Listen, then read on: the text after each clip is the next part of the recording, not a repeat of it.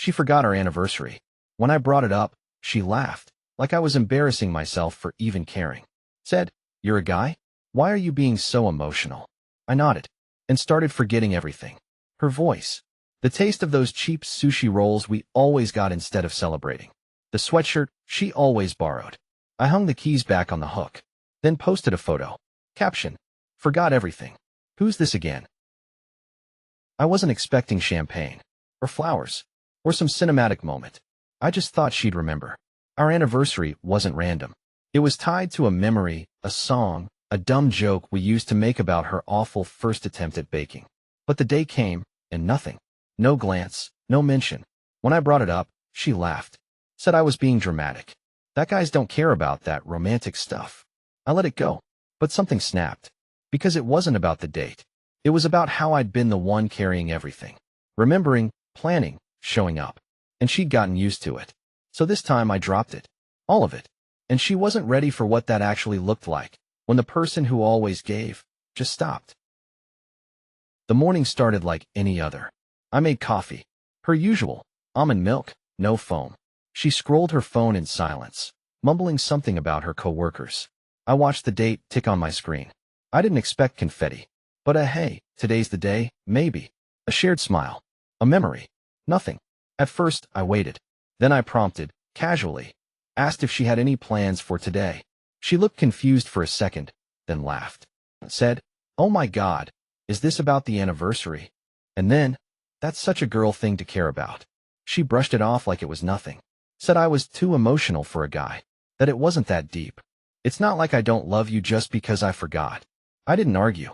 Just smiled. But it wasn't the forgetting that stung. It was the assumption that my feelings were disposable. That because I'm a guy, I wasn't supposed to care. That love was her schedule, and I was just supposed to be flattered she kept me penciled in. I cleaned up the mugs in silence. She left for work. Didn't say goodbye. I sat with the stillness. Not angry. Not even sad. Just tired. Like something had been quietly bleeding for months, and I just noticed the stain. It wasn't the first time she forgot something important, but it was the first time she made me feel stupid for remembering. And in that moment, nothing big happened. No fight. No ultimatum. Just a small decision. I wouldn't remind her again. The next day, she doubled down. She noticed I was quieter than usual. Not distant, just measured. The kind of quiet that comes from thinking too much, too fast, with nowhere to put it. She asked if I was still in a mood. Used that phrase exactly. Still in a mood. Like I'd caught a temporary virus called feeling. Then she reframed it. Said, "I was going to do something for our anniversary, but your energy kind of ruined it." That line sat in the air like spoiled fruit. Because it wasn't true. She hadn't planned anything. I knew it. She knew it. But she said it anyway. Not to convince me, but to move the guilt off herself. That was her pattern. Something went wrong. She missed a birthday, flaked on dinner, forgot something I said. Somehow, I always ended up apologizing for how I reacted to it. It wasn't that she did something careless. It was that I noticed. And noticing was the real offense. This time, I didn't argue. I didn't defend myself. I just let the silence stretch. And she filled it. With more excuses, more jokes, more "don't be like that." She even threw in a gender card. Said, "Most guys would be thrilled their girlfriend doesn't expect flowers and drama." And for a moment, I wanted to believe that. That maybe I was being sensitive. That maybe she was right. But then I saw it for what it was, a well-rehearsed reflex. A way to turn every shortfall into a mirror I had to hold. She wanted me to see myself as unreasonable, so she wouldn't have to look at herself at all. I remembered other times she'd done this. When I asked why she canceled on my promotion dinner, she said I was too fixated on work. When I brought up how she interrupted me in front of her friends, she said I take things too seriously. Always the same playbook. This time, I didn't mark it with a fight. Just made a mental note. One more tally in a quiet collection of moments where I watched myself shrink to keep the peace. But I wasn't angry. I was beginning to detach. Not in some dramatic, storm-out way. Just slowly, surgically. Not out of revenge. Out of self-respect. Because if someone keeps calling your pain an overreaction, eventually, you stop showing them the wound. The day after that, she sent me a meme. It was one of those Instagram reels about modern relationships, something vague and passive-aggressive, the kind of content that pretends to be lighthearted but lands like a side-eye. Then she followed it up with, Wanna order Thai tonight? My treat. No mention of the anniversary. No mention of our conversation. Just a cute meme, a flirty emoji, and takeout. Like everything was fine. Like nothing had been said. Or maybe like nothing that was said had ever mattered. For a second, I almost accepted it. Out of habit more than forgiveness. She was trying, in her own way, right? But then she added, mid-conversation. At least I'm not one of those high-maintenance girlfriends who expect some big gift, or whatever. That counts for something. And just like that, the mask slipped. She wasn't apologizing. She was congratulating herself. She genuinely believed that doing nothing was her way of being low maintenance. That by putting in the bare minimum, she was making things easier for me. But it wasn't easier. It was emptier. The food arrived. I ate it. Pad Thai, spring rolls, the same order we always got. And I smiled when she made a dumb joke about fortune cookies being fake deep. I played along. Because that's what I'd always done. Carried the tone, buffered the silences, gave the benefit of the doubt. But inside, something was folding in on itself. Quietly, cleanly. This wasn't forgetfulness. It was entitlement. She thought she didn't have to try anymore. That she was the prize, and I was lucky just to orbit her. That's when it clicked. This wasn't a mistake. It was a mindset. I wasn't dealing with someone who missed a beat. I was dealing with someone who thought she'd already done enough. The scary part? I'd trained her to think that way. By always accepting the crumbs. By saying it's fine when it wasn't. By laughing off the things that actually hurt. I had built the cage from the inside. That night, I sat on the couch after she fell asleep and just stared at the dark TV screen. Not thinking about leaving. Not even thinking about staying. Just sitting with the math. All the little trades I'd made. How many times I'd lowered the bar so she wouldn't trip over it. And how now, even standing still, I was expected to be grateful. I was cleaning out a drawer when I found it. A folded piece of notebook paper, tucked between a manual and some old receipts.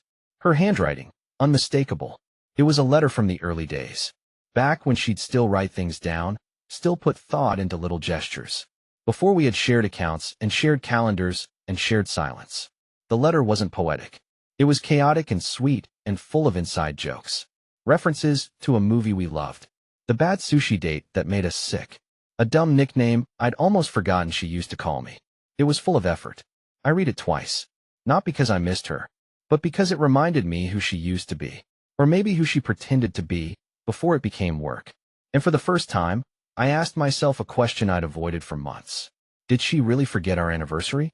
Or did she just stop caring? Because people don't forget things that matter to them. Not when there's emotion attached. Not when it's tied to memory and meaning. No, she didn't forget. She dismissed. She decided it wasn't worth her attention.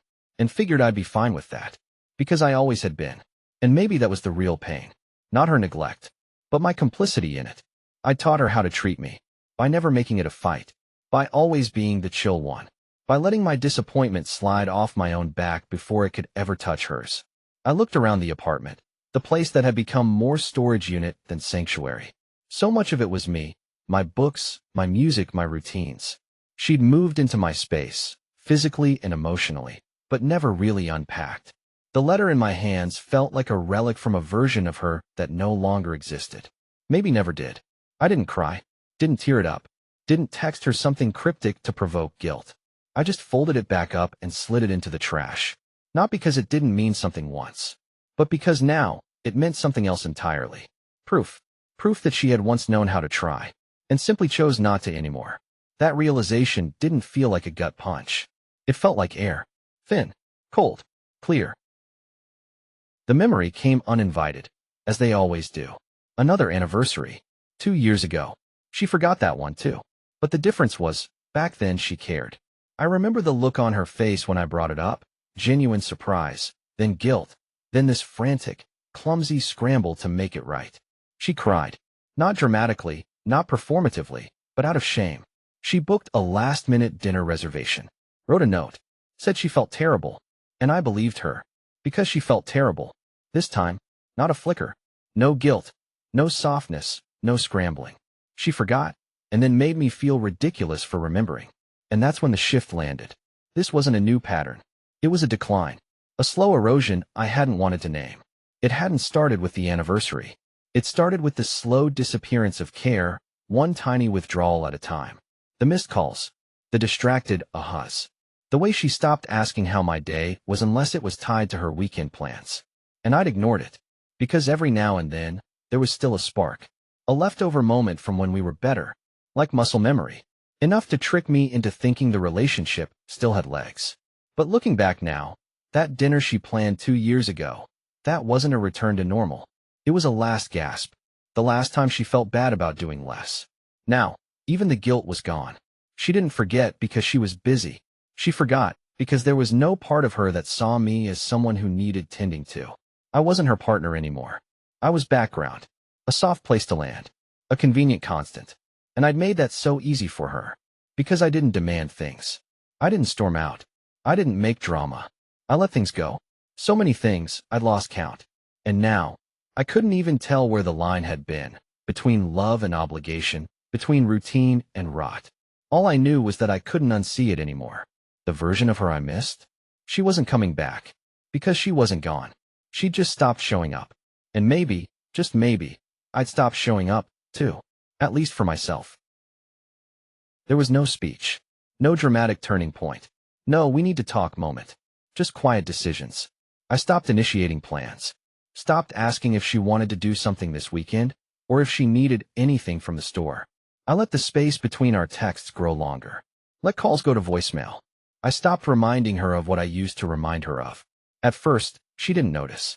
She assumed I was just tired, or in a mood. And maybe I was. But not the way she thought. I wasn't stewing. I wasn't waiting for her to notice. I was finally watching what it looked like when I let her set the tone, fully. And it was quiet. Emptier than I expected. She didn't fight for connection. She adjusted.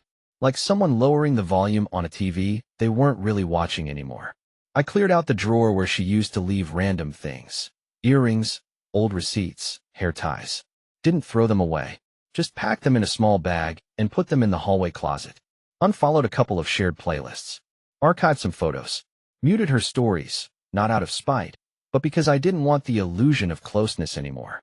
She invited me to her cousin's birthday dinner. Normally, I would have gone, even though I hated those awkward restaurant tables and the fake smiles. But this time, I just said, I've got plans. She didn't ask what they were. Just sent a thumbs up. That was it. No argument. No curiosity. No guilt. And I realized something else in that moment. She wasn't just disengaged. She was relieved.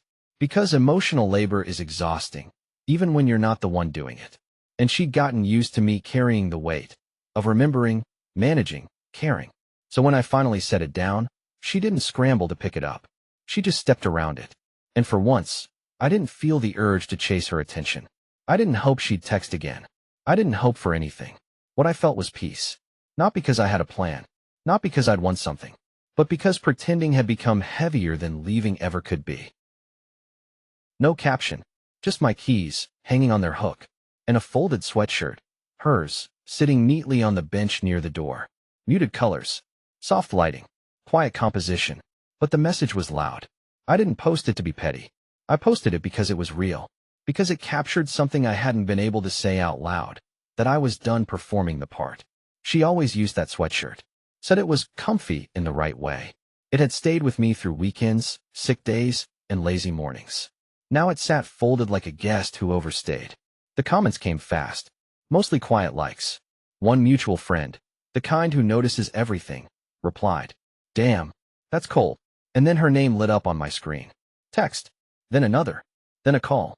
She joked first, said, "Was that post supposed to mean something?" I didn't answer. Then she tried again.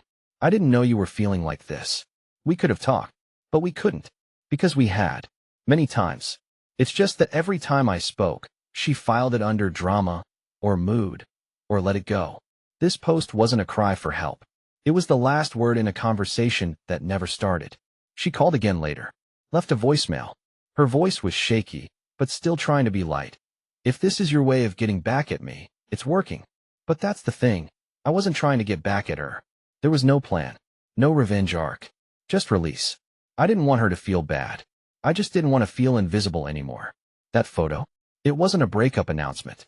It was an obituary. For the version of us that used to try. I didn't block her. Didn't reply either. I just let the post speak. And it did. More honestly than any argument we could have had. Because when you stop showing up, people don't always notice.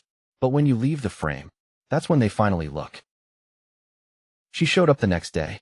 No warning. No "can we talk?" Just her, standing in my doorway, holding her phone like it had something to say for her. I let her in, not because I wanted to talk, but because I had nothing left to protect.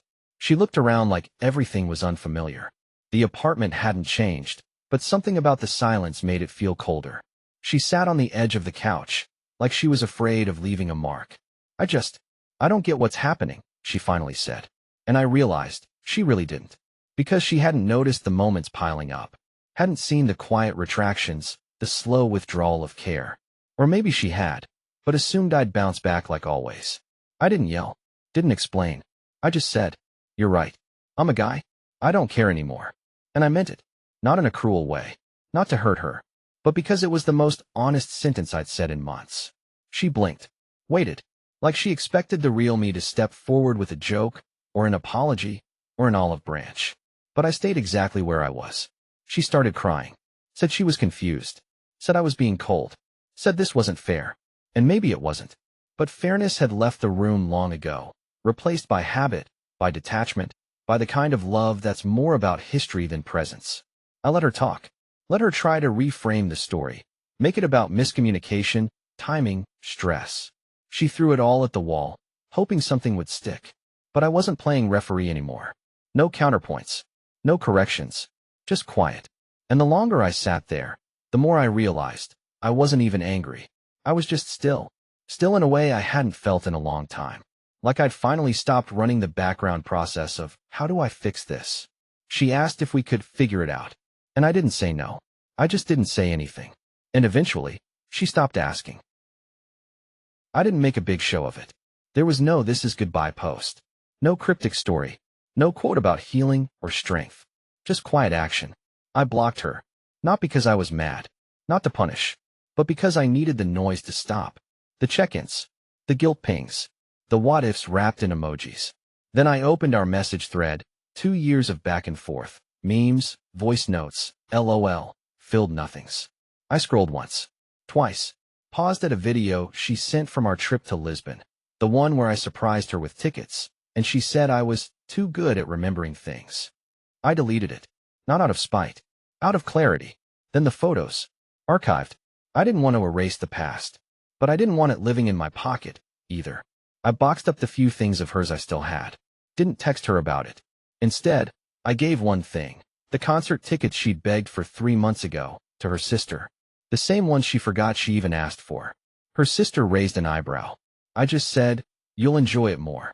I didn't explain. Didn't need to. Word got around. Not because I made it public, but because people notice subtraction. When someone vanishes from the photos, the tags, the usual rhythm of your life, they ask questions. But I didn't know answers. Not even to myself. The truth was simple. I'd given it time. Given her space. Given myself silence. And none of it changed the shape of what we'd become. She messaged once from a new number. Just a single sentence. Was I really that easy to forget? I didn't reply, because forgetting wasn't the wound. Remembering was. Weeks later, I walked past the bar where we had our first date. Same patio chairs. Same flickering neon sign. Someone was sitting in the spot she once took, legs crossed, laughing too loud. For a moment, I braced for impact. Expected some kind of nostalgic gut punch. But nothing. Not relief. Not pain. Just a quiet recognition. That version of me. The one who waited, adapted, overfunctioned. He wasn't here anymore. I didn't go in. Didn't even slow down. I just walked past. Not to prove anything. Not to signal some artificial healing. But because I finally had nothing left to revisit. The anniversary had come and gone. And with it, the illusion of something sacred. Something mutual. What remained wasn't bitterness. It was clarity. A cold kind of peace. The kind that doesn't come from closure, but from choosing not to carry weight that isn't yours. I thought I was mourning her. But I wasn't. I was mourning the version of me who thought love meant being easy to love. The one who mistook silence for stability. Who thought minimizing his needs made him strong. Who believed that if he gave enough grace, eventually she'd remember why he mattered. That version of me is gone. And I'm not looking for him. I don't hate her. I don't wish her badly. But if she ever wonders why I let it end without a fight, it's because I'd been fighting for a long time. She just never noticed I was bleeding. If forgetting someone's love is so easy, what does that say about how real it ever was?